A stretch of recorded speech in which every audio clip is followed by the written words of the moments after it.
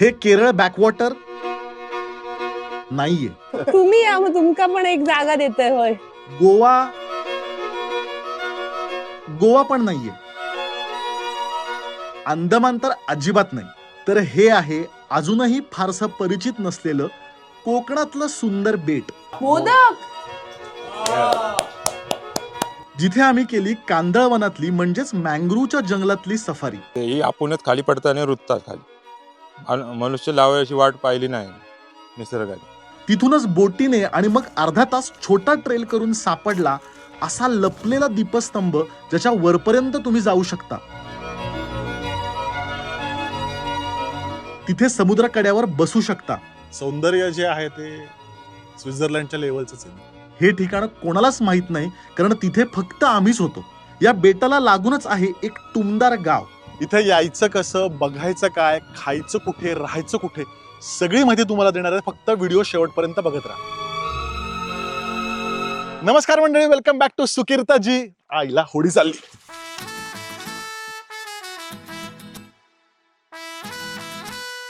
तर कोकण ट्रिप रिपीटच्या या भागात आपण आलेलो आहोत कोकणातल्या फारशा माहीत नसलेल्या एका सुंदर बेटावर, जे आहे जांभडूल बेट आणि त्याजवळचं आचरा गाव. तर आम्ही होतो मालवणला आणि तिथून 1 ते 1.5 तासाच्या अंतरावर असणाऱ्या आचरा या गावाकडे निघालो. तिथे जाणारा रस्ताच कमाल आहे. त्यात प्रवासाच्या सुरुवातीला छान हॉर्नबिलचं दर्शन झालं. सकाळी लवकर निघाल्यामुळे सगळीकडे धुकं पडलं होतं. त्यात रस्ता म्हणजे एकदम मक्खन. आचरा गावात आम्ही पोचलो.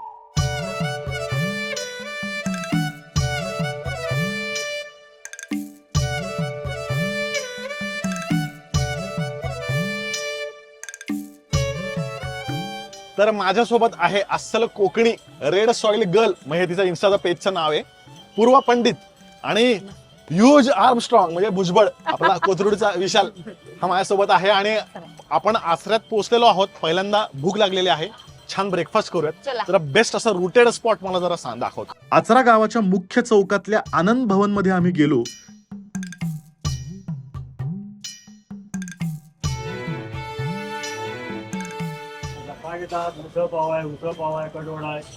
एक काका एक मिसळ पाव द्या, एक उसळ पाव आणि एक कटवडा द्या. आणि अजून लागलं तर सांगतो. हे बघ अजूनही हे जुने बाकडे टेबल्स आणि अजून आहेत बघ. हे लई जुनं असेल ना, 50-60 खूप जुने. काका हे किती वर्ष जुनं आहे आपलं? 43 सालापासूनच आहे. ऑलमोस्ट स्वातंत्र्याच्या आधीपासून आहे. म्हणजे साने गुरुजींनी उद्घाटन केलंय. त्यावेळी सर्व आमच्या बाजारपेठेमध्ये मोठा फणस होता. मोठ्या फणसाखाली समोर गावाची मिटिंग लावली सानेगुरुजी. त्यावेळी सर्व धर्म समभावाची मिटिंग लावली. वा, तू आधी आलेस इथे? खूपदा आलीये मी, पण मला साने गुरुजींचं माहिती नव्हतं. अच्छा. मी कणकवलीचा असाय. पुण्यातले सगळे मित्र मैत्रिणी आले सर, त्यांना आचरा फिरवून चाललंय. आता मी पहिला मंदिरात जातलो रामेश्वराच्या, आणि नंतर मग ते वाडेकर काका असत ना, त्यांच्या कांदळवन सफारी. खायला आल्यावर बघूया आपण कसं असेल. खायला पण भारी असेल, चव वगैरे खटाखट असेल. येस. नो नॉनसेन्स मिसळ.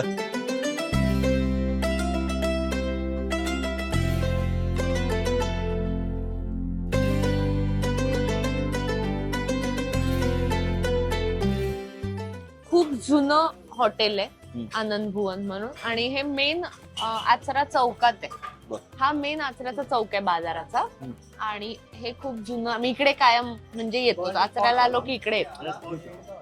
वा, तर झकासपैकी आपण मागवलेली आहे एक मिसळ, एक कटवडा आणि उसळ पाव. आणि उसळ कसली, मटाराची आहे, वाटाण्याची आहे. तर आता मी मिसळ ट्राय करतो. हा मसालाच भारी असतो रे, खूप भारी लागतो. मसाल्याची एक वेगळी चव. खोबरं आणि तो मसाला, आणि सोबत फरसाण जे आहे ताजा एकदम. मिसळ आपल्याकडे कमीच मिळते, पण मला कोकणातली मिसळ मी खूप ठिकाणी खाल्ली आहे, म्हणूनच मला हे ट्राय कर. कोकणी स्टाईल पुण्यात किंवा मुंबईला मिळते तशीच जास्त आवडते. याला कटवडा? वडा आता मी काय करतो, कसं आहे सांग? मस्त तिखट आणि चांगलं कवर. भजी गरम गरम आहे रे भजी. ही खूप हलकी आहे. दिलखुशा. वडा ट्राय करून बघतो. ही उसळ अशी आहे ना, तर वडा पण भारी जातोय, फरसाण पण भारी जातंय सगळं. तीच, असं एक आपली आजी वगैरे मसाले बनवायची किंवा त्या तो ती एक चव कशी असायची ना जुनी म्हणजे घरांमध्ये तशी. तशी चव आहे. तर मी तर म्हणेन वाट वाकडी करून आचरायला या खास खायला तो उत्तम आहे. आणि खूप तुम्ही असं भूतकाळात गेल्याचा फील आहे इथे आल्यावर. आणि छान गोष्ट म्हणजे ते असं नाही का त्या रिक्षांचा स्टँड ज्या पद्धतीने वगैरे मग ते जुने स्टॉल्स असते आणि गर्दी जास्त नाहीये. जुन्या गावाची आठवण हा. अजूनही आहे.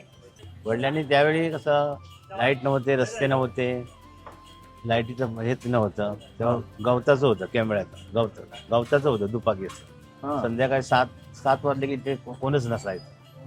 आणि वडील आमचे इथे कंदिलावरती इथे थांबायचे. दणदणीत न्याहारी करून आम्ही गावात फेरफटका मारला. या गावाच्या मी खरंच प्रेमातच पडलो. इतकी सुंदर जुनी घरं आणि छोटी कौलारू मंदिरं. गावामधल्याच आचऱ्याच्या प्रसिद्ध रामेश्वर मंदिरात आम्ही पोचलो.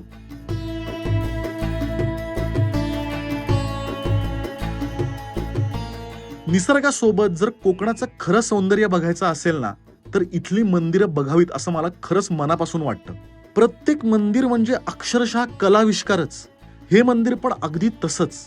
एक तर संपूर्ण कौलारू मंदिर. जुन्या मातीच्या कौलांमध्ये का कुणास ठाऊक मला ना एक प्रकारचा आपलेपणा जाणवतो, अगदी आजीच्या घरी आल्यासारखा. मंदिराचा सभामंडप सुद्धा खूपच सुंदर. त्यातला एक एक खांब अत्यंत देखणा.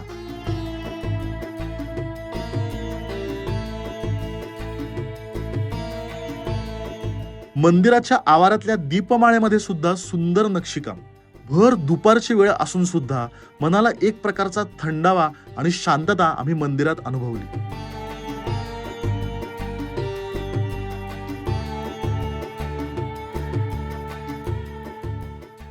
दर्शन घेऊन आम्ही निघालो कांदळवन सफारीसाठी वाडेकर काकांकडे, ज्यांचं घर होतं आचऱ्यापासून अगदी 10-15 मिनिटांच्या अंतरावर असणाऱ्या सुंदर बेटावर, ज्याचं नाव जामडूल. छोटासा फक्त एक पूल या बेटाला मुख्य गावाला जोडतो. आता आपण जो ब्रिज ओलांडला हा. तिथपासून आपण आतमध्ये आलो, हे जामडूल बेट आहे. ओके. आणि इथून जामडूल बेटासोबत अजून खूप सारी बेट आहेत. बर. जिथे मॅनग्रोव्ह मधून बोटीतून वाट काढत आपण पोहोचू शकतो.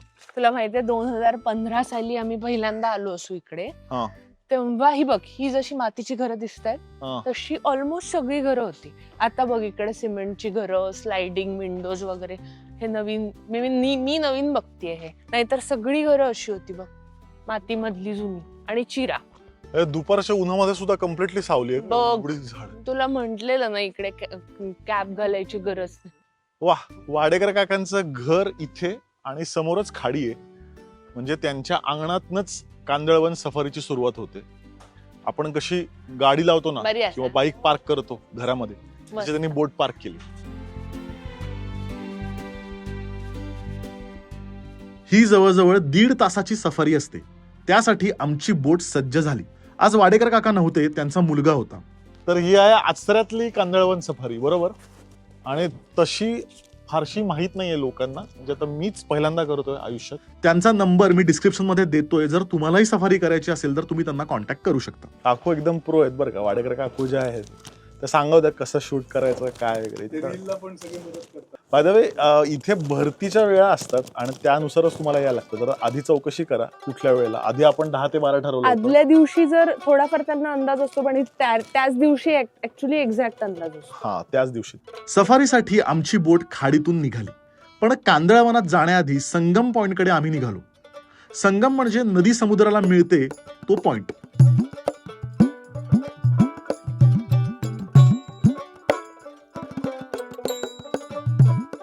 तिथे जाताना आम्हाला आचरा बीच दुरून दिसला.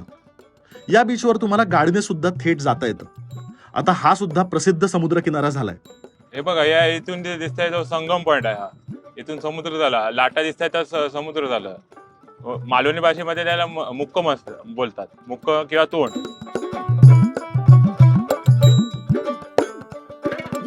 आचरेकर काका आल्या ती. त्याच्या थोडं पुढे गेल्यावर पोचलो संगम पॉइंट पाशी. नदीतून थेट समुद्रात पोचण्याचा अनुभव फारच भारी असतो. असाच सेम अनुभव तुम्ही देवबागला सुद्धा घेऊ शकता. पण तो प्रसिद्ध असल्यामुळे तिथे खूप साऱ्या बोटी असतात, गर्दी असते. इथे त्या मानाने काहीच गर्दी नव्हती, फक्त आम्हीच होतो. मग संगम पॉइंटला चक्कर मारून आम्ही कांदळवनाच्या दिशेने निघालो. खूप जास्त ऊन आहे त्यामुळे असं बांधावं लागतंय, तर फार टॅन होईल. बघा एवढं उन्हाचं पावसाचं फिरत असतो. तुम्हाला एक छोटंसं काम करायचं, नेमकं चॅनलला सबस्क्राईब करायचंय. प्लीज चॅनलला सबस्क्राईब करा आणि आपला व्हिडिओ जो आहे ना तो जरा हाईप करा. अगदी 10 मिनिटातच आम्ही कांदळवनात पोहोचलो. मुख्य रस्त्याला जशा लेन्स असतात अगदी तसंच इथे सुद्धा होतं. खाडीचा मुख्य प्रवाह म्हणजे मुख्य रस्ता आणि त्याच्या डावीकडे आणि उजवीकडे वेगवेगळ्या लेन्स होत्या. चौकात जसा ट्रॅफिक पोलीस असतो ना तसं इथे ठिकठिकाणी पाणकावळे फांद्यांवर बसले होते. त्यातल्याच एका उजवीकडच्या लेनमध्ये आम्ही शिरलो.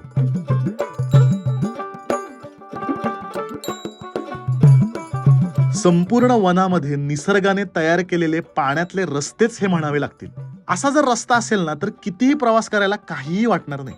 हे पसरलेलं कांदळवन म्हणजे फक्त सौंदर्य नाही तर खऱ्या अर्थाने निसर्गाने आपल्याला दिलेली संरक्षक भिंत आहे, जी सुनामी सारख्या नैसर्गिक आपत्तीपासून आपल्याला वाचवते.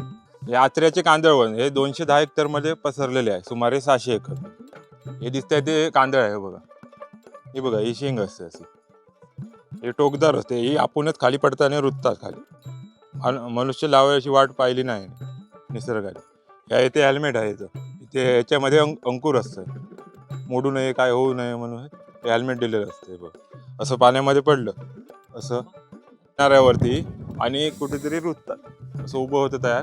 बऱ्यापैकी फेरफटका मारल्यावर आम्ही अशा ठिकाणी गेलो जिथे तळ जास्त खोल नव्हता आणि तिथे थेट पाण्यामध्ये उतरता आलं. शिंपले भरपूर आहेत इथे.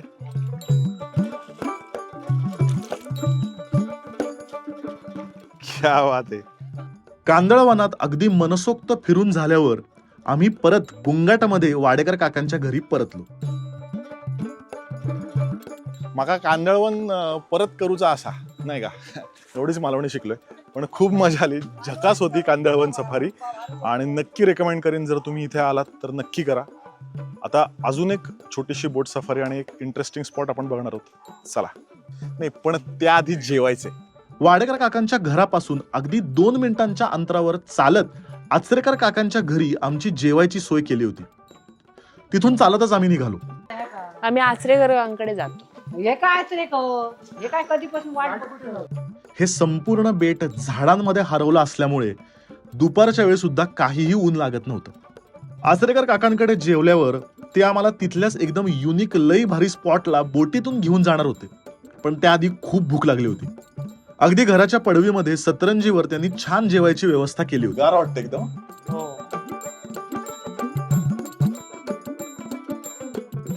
यांना आधी सांगितलं तर ते जेवणाची ऑर्डर, मग जेवण सुद्धा देतात ना हो तुम्ही. जेवण आणि मग ते आपल्या बोटीनी. बेस्ट, मस्त फील आहे. कोकणाच्या घरात येऊन जेवायचं असेल आणि डायरेक्ट ही खाडी का खायला कसं खाडी खाडी खाडीच ना, बॅक वॉटरच आहे. आचरा खाडी त्या काठावर. वा वाह, मोदक. या वा. जेवणामध्ये चवळीची उसळ, गवार बटाट्याची भाजी, तळणीचे मोदक, खोबऱ्याची चटणी, सोलकढी असा अतिशय साधा घरगुती मेनू होता. त्यामुळे मासा सांगला तर मासा पण देतात. देतो. हा, असं? अश्य पकडून अश्य ताटात. सुरेख उसळ. खोबऱ्याची जी काय चव तुम्ही पण आमच्यावर बसा. नुसतं खोबरं पेरलं नाही, उलट मस्त आला. जोरदार येते. आणि ही जी भाजी आहे ना पापडीची, खोबऱ्याचा असा एक गोडसर, त्याला एक स्वाद इतका अप्रतिम आलाय. इकडच्या ऍक्च्युअली जेवणाला खोबऱ्यामुळे जो गोडसरपणा येतो त्याच्यामुळेच खरी मजा येते. पण ज्यांना तिखट आवडतं त्यांना थोडस नाही रे, पण गंमत आहे याची. म्हणजे इव्हन उसळचं पण सोलकढी झकास आहे. म्हणजे आता आपण इतक्या ठिकाणी खाल्ली, सगळ्यात जास्त मला आवडली. इतका त्याच्यात साधेपणा पण इतकी चव आहे, काही एक्स्ट्रा गोष्टी नाहीत, घरच्या सारखी. असं शाकाहारी जेवण असेल तर रोज रोज खाऊ शकतो रे. सात्विकपणात किंवा साधेपणात जी चव असते ना ऍक्च्युअली ती प्रॉपर चव फार सुरेख. जितकं आतात जाता येईल गावाच्या ना तितकं ते हेच मिळणार आहे. सुंदर सात्विक जे काय आपण म्हणतो, शरीराला तब्येतीला चांगलं. तर चटणीमध्ये हो रे, त्या खोबऱ्याचा गोडपर पण आहे आणि परत मिरचीमुळे तिखट पण आहे. त्यामुळे गोड तिखट असा ती चव येते. ही चटणी फ्राईड माशा बरोबर पण खूप सुंदर लागू शकते. होय. आलात तर आज त्या काकींकडे नक्की जेवायला या. नंबर देतो आम्ही डिस्क्रिप्शन मध्ये. फोन करून आधी ऑर्डर द्या आणि मग नक्की जेवायला या. जेवण झाल्यावर थोडी झोप काढून मग स्वित्झर्लंडला जाऊ शकता तुम्ही. अगदी मनसोक्त तुडुंब जेवलो आणि त्यानंतर पुढच्या स्पॉटला जाणार होतो जिथे आचरेकर काकाच आम्हाला घेऊन जाणार होते. इंटरेस्टिंग स्पॉट आहे, तिथे बोटीनेच जावं लागतं. बघूयात काय. पण यावेळी मोटर बोट नव्हती तर छोटी वलवायची बोट होती.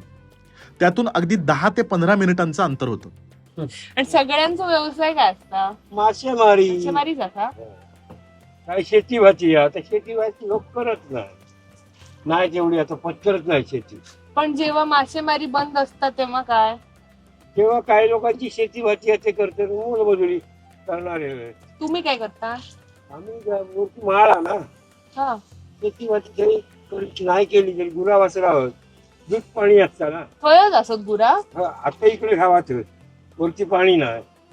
आचरेकर काका खूपच गोड आहेत. बरं, मी त्यांचाही नंबर डिस्क्रिप्शन मध्ये देतोय. तुम्हालाही जर हा ट्रेल करायचा असेल तर तुम्ही त्यांना संपर्क करू शकता.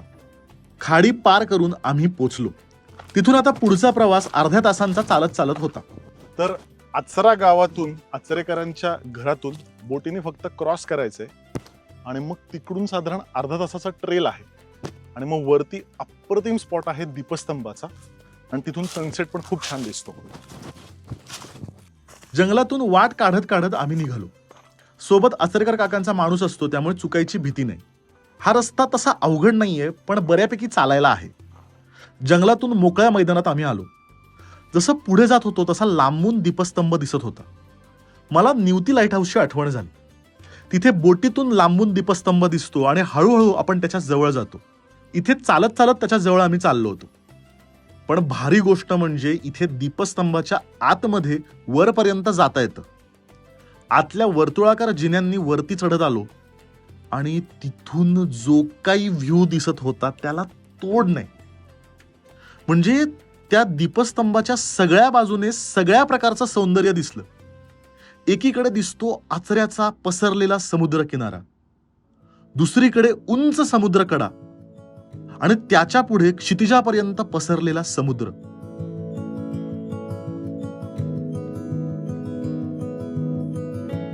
जर तुम्ही इथे येण्याचं नियोजन करत असाल तर सूर्यास्ताच्या वेळी साधारण 5:30ला पोचायच्या बेतात या.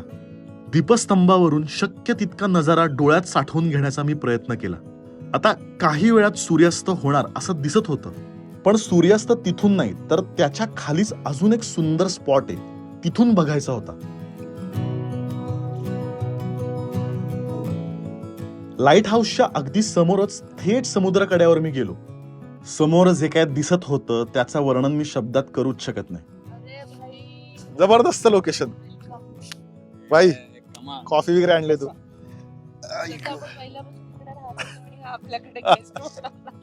पण तुम्ही खूप वेळा आलाय ना इथे, पण तुला लोकेशन कसं कळलं होतं?